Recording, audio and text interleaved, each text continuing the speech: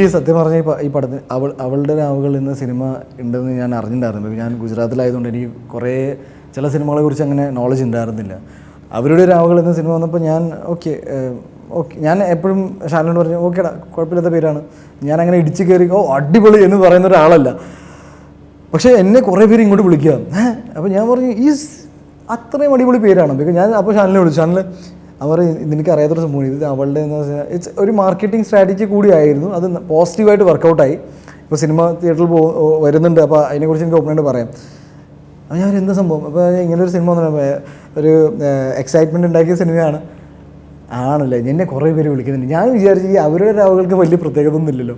പിന്നെ ഞങ്ങളുടെ സിനിമയിലൊരു കഥ എല്ലാവർക്കും ഒരു സ്വപ്നമുണ്ട്, അതുമായിട്ട് മാച്ച് ചെയ്ത് പോകുന്ന പേരും ആണ്. അറ്റ് ദ സെയിം ടൈം കൂടുതൽ എനിക്ക് തോന്നിയത് ഈ ഒരു മാർക്കറ്റിംഗ് സ്ട്രാറ്റജി എല്ലാവരുടെ ഒരു അറ്റൻഷൻ നമുക്ക് എടുക്കാൻ പറ്റി. ഓഫ് കോഴ്സ് അറ്റൻഷൻ എടുക്കാൻ സിനിമയിൽ പല കാരണങ്ങളുണ്ട്. പക്ഷേ ഒരു ടൈറ്റിൽ എപ്പോഴും സിനിമേനെ ഫസ്റ്റ് പിച്ചിൽ തന്നെ ആൾക്കാർക്കൊരു എക്സൈറ്റ്മെൻറ്റ് ഉണ്ടാക്കുക, അതായിരുന്നു ഇതിൻ്റെ മാർക്കറ്റിംഗ് സ്ട്രാറ്റജി. അത് വളരെ പോസിറ്റീവായിട്ട് വന്നു. ഇതാണ് എൻ്റെ കഥ. ഷാനിലിൻ്റെ വേർഷൻ ഉണ്ടാവും. ഞാൻ മനസ്സിലാക്കിയത് ഈ രീതിയിൽ തന്നെയാണ്. അല്ല, എൻ്റെ ക്യാരക്ടറിന് ഉണ്ടായ ഏറ്റവും വലിയ പോസിറ്റീവ് കാര്യം ഞാൻ പറയാം. ബിക്കോസ് ഒരു ഈവ് ടീസിങ് എന്ന് പറയും. ഈവ് ടീസിങ് എന്ന് പറഞ്ഞാൽ ഒരു സ്ത്രീ നടന്നു പോകുമ്പോൾ മോശമായ രീതിയിൽ കമൻറ്റ് പറയുക, അവർ ബുദ്ധിമുട്ട് ഉണ്ടാക്കുന്ന രീതിയിൽ നോട്ടം വരുത്തുക. എനിക്ക് 14 സെക്കൻഡ് അങ്ങനെ ആ ഒരു സംഭവം ഉണ്ടല്ലോ. ഒരാളെ എനിക്ക് തന്നെ പലപ്പോഴും തോന്നിയിട്ടുണ്ട്, നമ്മൾ ഒരാവശ്യത്തേക്കാൾ കൂടുതൽ നോക്കുമ്പോൾ നമ്മൾ ചോദിക്കുക എന്ത് പറ്റി.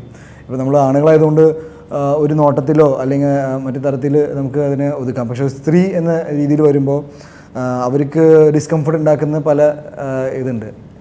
ഈ കംഫർട്ട് ഉണ്ടാക്കുന്ന ഒരാളുടെ കഥാപാത്രം ഞാൻ ചെയ്യുന്നത്. ബിക്കോസ് ഞാൻ മോശമായ രീതിയിൽ തന്നെയാണ് ഒരു സ്ത്രീനെ നോക്കുന്നത്, അവർക്ക് ബുദ്ധിമുട്ടുണ്ടാക്കുന്ന രീതിയിൽ തന്നെയാണ്.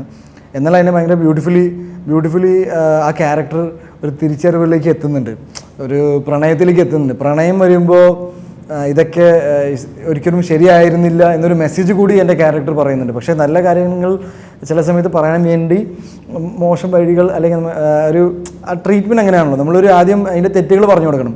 ഇതൊക്കെ ചെയ്യുമ്പോൾ വരുന്ന ഒരു ട്രാൻസ്ഫോർമേഷൻ തന്നെയാണ് ഈ ക്യാരക്ടർ. എന്നാൽ ഒരു പ്രായത്തിൻ്റെയും അല്ലെങ്കിൽ ഒരു കൊമേഴ്ഷ്യൽ അവസ്ഥയിൽ നിൽക്കുമ്പോൾ ഇങ്ങനെയൊക്കെ ചെയ്യുമ്പോൾ ഒരു സ്ത്രീക്ക് വരുന്ന ബുദ്ധിമുട്ടുകൾ നമ്മൾ കാണിക്കുന്നുണ്ട് സ്ക്രീനിൽ. അപ്പോൾ ഒരു നായകൻ നല്ല കാര്യങ്ങൾ ചെയ്യുമ്പോൾ എനിക്ക് തോന്നുന്നില്ല എത്ര പേര് നോട്ടീസ് ചെയ്യുന്നുണ്ട്. ബിക്കോസ് എത്രയോ സിനിമയിൽ നായകന്മാർ ഇനിയിപ്പോൾ പറയാത്ത കാര്യങ്ങളില്ല. കൊല്ലരുത്, മറ്റേ ഭീഷണിപ്പെടുത്തരുത്, അല്ലെങ്കിൽ മോഷണം ചെയ്യരുത്, നല്ലത് പറഞ്ഞുകൊണ്ടിരിക്കും. പക്ഷേ മോശമായ കാര്യം കാണിച്ചിട്ട് അതിൻ്റെ ഒരു പോസിറ്റീവിൽ എത്തുമ്പോഴൊക്കെ എനിക്ക് കുറച്ചും കൂടി ഇമ്പാക്റ്റ്ഫുൾ ആയിട്ട് തോന്നിയിട്ടുണ്ട്. So basic idea is that eve teasing അല്ലെങ്കിൽ ഈ രീതിയിലൊക്കെ ഒന്നും ശരിയല്ല എന്ന് പറയാൻ വേണ്ടി തന്നെയാണ്. അപ്പോൾ എന്നോട് പറഞ്ഞപ്പോൾ നീ ചെറുപ്പക്കാരനാണ്, നീ കല്യാണം കഴിച്ചിട്ടില്ല, നീ ഭയങ്കരമായിട്ട് ക്വാളിഫൈഡ് ആണ് ഇതൊക്കെ പറയാൻ. അപ്പോൾ ആൾക്കാർക്ക് മാറ്റർ മനസ്സിലാവും. പക്ഷേ ബിക്കോസ് ഇറ്റ്സ് ഒരു കൊമേഴ്ഷ്യൽ സിനിമയാണ്, ആൾക്കാർക്ക് എൻജോയ് ചെയ്യാനുള്ളൊരു അവസരം കൂടി നമ്മൾ ഉണ്ടാക്കി കൊടുക്കുന്നുണ്ട്. അപ്പോൾ ഈ റൂട്ടിലൂടെ കഥ പറഞ്ഞാൽ നന്നായിരിക്കും. ഇതാണ് എൻ്റെ ഒരു ബേസിക് ഹിഡൻ അജണ്ട. എന്നാൽ എൻ്റെ ക്യാരക്ടർ ഭയങ്കര ഫ്ലോട്ടാണ്. ഹണി റോസാണ് നായിക. ഭയങ്കര രസമായിരുന്നു അവളുടെ ഒപ്പം വർക്ക് ചെയ്യാൻ. ബിക്കോസ് ആദ്യമായിട്ടാണ് ഞാൻ ഹണിയായിട്ട് വർക്ക് ചെയ്യുന്നത്. Very beautiful to look at, കാണാൻ തന്നെ. അപ്പോൾ അതുകൊണ്ട് തന്നെ എനിക്ക് പെർഫോം ചെയ്യാനും കുറച്ച് എളുപ്പമായിരുന്നു എന്നൊരു സത്യം കൂടി ഞാൻ വെളിപ്പെടുത്തുന്നു.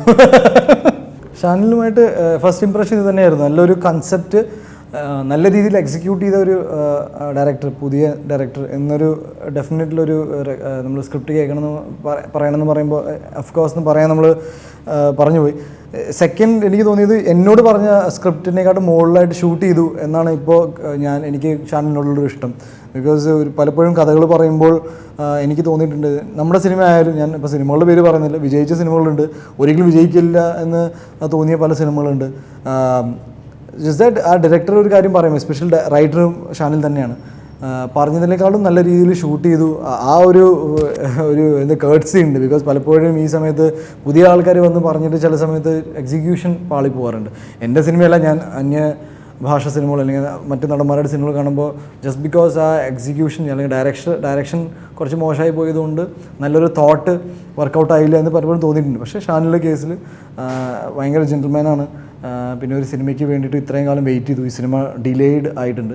നമ്മൾ എന്തുകൊണ്ട് എടുത്ത് പറയുന്നത് വെച്ചാൽ ഇപ്പോൾ പുതിയ സിനിമയായിട്ടാണ് കാണുന്നത്. ബിക്കോസ് നിലവിൽ നിൽക്കുന്ന എല്ലാ പ്രോമിനൻ്റ് ആക്ടേഴ്സ് ഈ സിനിമയിലുണ്ട്. അപ്പോൾ സിനിമയ്ക്ക് ആ പഴക്കമില്ല. പക്ഷേ എടുത്തു പറഞ്ഞത് ബിക്കോസ് ഒരു സിനിമയ്ക്ക് വേണ്ടിയിട്ട് ഒരു ഡയറക്ടർ കഴിഞ്ഞ ഒരു വർഷമായിട്ട് വേറെ പടം ചെയ്തിട്ടില്ല. ഞാൻ അതിൻ്റെ ഇടയ്ക്ക് എൻ്റെ 5ാമത് ഈ വർഷം എൻ്റെ 5 സിനിമകൾ ഇറങ്ങാൻ പോവാണ്. ഈ വർഷം എനിക്ക് ഭയങ്കര തിരക്കുണ്ടാക്കിയ സിനിമയാണ്. എന്നാൽ എൻ്റെ ഡയറക്ടർ ഭയങ്കര ഒരു എന്താ പറയുക അത്രയും ഹാപ്പി ആയിരുന്നില്ല. അപ്പോൾ ഈ സിനിമ റിലീസായതിനു ശേഷം ഇതിൻ്റെ പോസിറ്റീവ് റെസ്പോൺസിലൂടെ ഷാനിലിൻ്റെ കരിയർ വൻ ഉയരത്തിലേക്ക് എത്തട്ടെ എന്നാണ് ഏറ്റവും കൂടുതൽ ഞാൻ ആഗ്രഹിക്കുന്നത്. അനുഷ്ക ഭയങ്കര ഡൗൺ ടു എർത്താണ് ആൻഡ് അഗെയിൻ ഭയങ്കര ബ്യൂട്ടിഫുള്ളാണ്. നേരിട്ട് നമ്മൾ അഭിനയിക്കാൻ ബുദ്ധിമുട്ട് തോന്നിപ്പിക്കുന്ന ഒരു സമയം എന്ന് വെച്ചാൽ ഇവിടെ ഇങ്ങനെ കണ്ട് നിന്ന് പോകും. ഞാൻ സത്യം പറയാം, വെറുതെ അല്ല, ആണ്.